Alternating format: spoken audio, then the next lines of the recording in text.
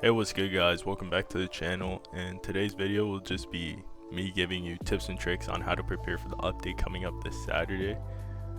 um so yeah, thank you so much for the support on the last video. Let's keep going. Okay, so for the first thing we want to cover is just what's coming out this update. So far they dropped a picture of a donut in the Discord, and that could be 3 possible characters.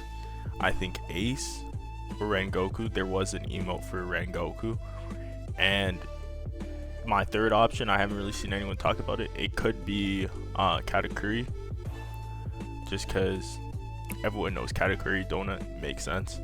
And also it could just be another support unit. Right now the only unit that slows is Blackbeard, and if you played the original ASTD, it was Blackbeard and Katakuri who were really dominating the slow at the time.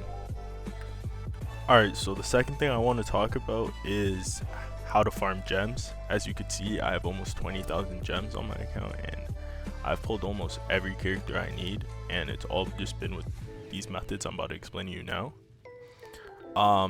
Method number 1 would be AFKing story stages, because by AFKing the story stages, you're able to get lots of levels, and the level rewards are also really good. The stage I would recommend doing is just the Hidden Storm Village Arc 2 on hard, because it doesn't have any air units or anything like that, and you could pretty much solo it with any type of Sunjin Wu or purple unit. So yeah, each story stage takes about 4 minutes to complete, and if you're doing it on hard mode, you're getting 20 gems for each completion. And if you do the math, you're making 3,600 gems every 12 hours, which is not that bad considering you're also getting gems from the level rewards, and also you will be able to almost get your pity, because 4,500 gems is what you need for pity. And here are just the level rewards. So like overnight you should be able to just reach the next one. So once I hit 55, I'll get 20 trade burners and also 650 gems, which is a multi-summon right there. Comes with summon tickets on this one, it's not bad. So yeah, the next method would be fighting NPCs that you see around the map. So for example, they will have a highlighted question mark over their head, and this is the quest for Koko Shibu, the seeker unit. And pretty much they're gonna have highlighted text, and you just want to click on the highlighted text, and it will give you the mission. This mission gives 448, and I know other missions give anywhere from 100, and on their second stage they give around that 450 range. So yeah, that's another method to farm gems. I'll put a little screenshot or image of the locations of these NPCs. I'm not sure who made it, but it was posted in the pins in the Discord server. So yeah. Alright, so the next thing would just be farming gold. I got 9,000 gold.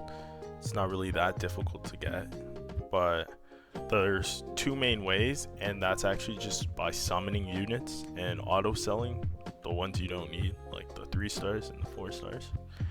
And the second way is actually coming to the trial shop, and when you complete trials you get these tokens, and when you buy a star gold statue for 15 tokens, you could actually sell it for some gold, right? And each one gives you 3,000 gold. And yeah, as you can see, 3,000 gold. It's really just the main method. I haven't seen anything else, but yeah. Alright, so the next thing you want for the next update is trait rerolls. And the best way, and I feel like it's just coming full circle, is just farming is by macroing overnight on Rain Village stage 2, right? And getting levels that way, because right now this is like the most consistent way to get the trait rerolls. For 55 you get 20, 60 you get 10, 20, 20, 50 for 75, and then yeah, for 80 you don't get any. But like pretty much that's right now the best way, other than also doing your daily task and weeklies. You can get some from challenge, from the daily challenge, and even just regular challenges on expert, I'm pretty sure. I don't know, wait, could be mistaken. Yeah, see, you can get them from some challenges, but overall there's no real like consistent way to do it other than doing your dailies and weekly task. The weekly task drops 15, and then it's somewhat hard to complete, but you don't really got a choice. The daily doesn't drop any, I guess, but so it would just be that and possibly some codes. I know a code is coming out with the new update, but yeah. One thing I forgot to mention is when you are doing challenges, it's better to do it in stacks of 4, right? And when you do it in stacks of 4, if you come first in terms of damage, you'll get most valuable player, and that doubles the amount of rewards you get. So if you do get 1 trait reroll and you got MVP, you'd be able to get 2 trait rerolls off that, and that's pretty good because it's literally doubling your grind, and all you have to do is just come in a stack of 4. And since players aren't really that good right now, it's not that hard for you to find a stack where you could carry, especially if you have ascended units. Keeping track of what's effective against what is also really good as well, because let's say for Future City, red enemies are effective, so I'll be doing 2x damage, and that's important when you're going for MVP. The next thing you actually want to do is grind hidden potential skill orbs, because the hidden potential system is actually really strong in this game, and if you want to be one of the top tiers in the game, you have to be able to max out your hidden potential system for most of your characters. You get the skill orb 2 from the expert mode in challenges, and you get the skill orb 1 in the regular mode. There are some challenge modes that just give you them by default. There isn't one currently, but actually there is. These ones aren't really as worth it, I feel like, because it's just not giving you enough, like 2 to 4. I rather just do this one on hard or expert, get 4 to 6, and just choose the one I want for the character I want to hit in potential. But yeah, like, it's gonna be a necessity going into the new update, as you want your units to be as strong as possible to take down the new content.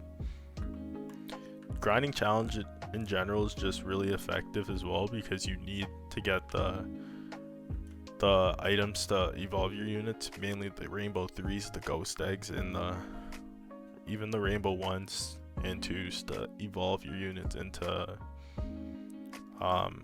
5 stars, right? Because I feel like a bunch of 4-star units are going to come into the game, and they're going to be going up to 5-star, right? It's not going to just all be stuff that are summable.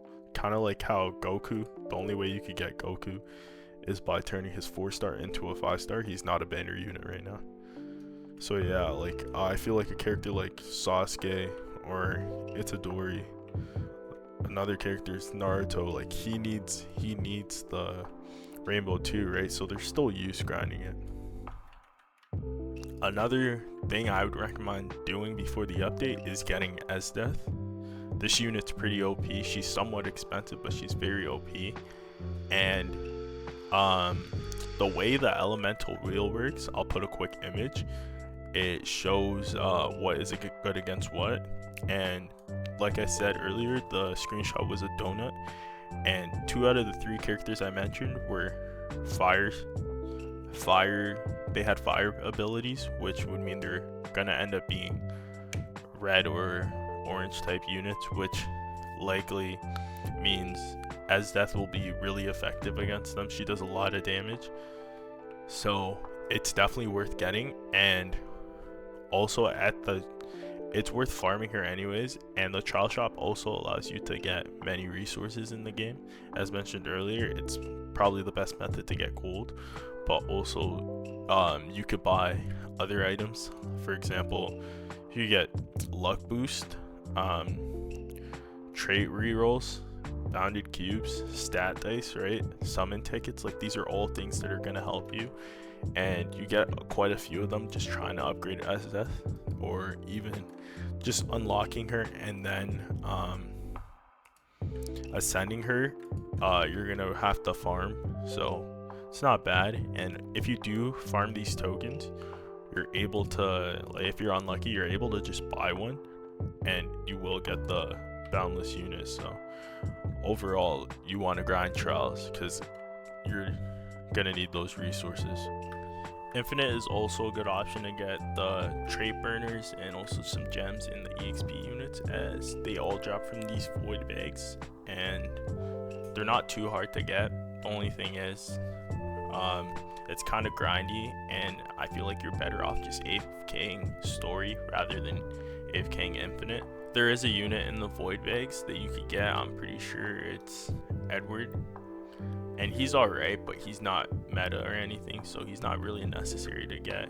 They'll probably add some more stuff to it in the new update, hoping infinite is actually useful, but for right now it's not really that worth grinding. Last but not least, you have the Royal Drops Gacha system, and right now I wouldn't recommend it, as gems are pretty hard to get and aren't very easy to come by. But this might be a better method once they maybe add the damage task and just add more ways to get gems during the next update. But for right now, I'd probably hold back on doing the royal jobs. And yeah, so overall, I just want to summarize the topics we went over during this video and highlight the most important things. Number one would just be AFKing in story, because that helps with getting trait rerolls, getting gems, and leveling up. Also, you get lots of food, and you could use that to upgrade your characters. As you can see, I got a maxed out Ulquiorra, and that was pretty much just from AFKing one night, and I was able to max out my character. Number two, farming the bosses that you find around the map, right? Number three, grinding challenges and trying to do them in stacks of 4. Number 4 would be getting Esdeath and grinding the trial, because there's lots of resources you could get from there. And that's about it for the video.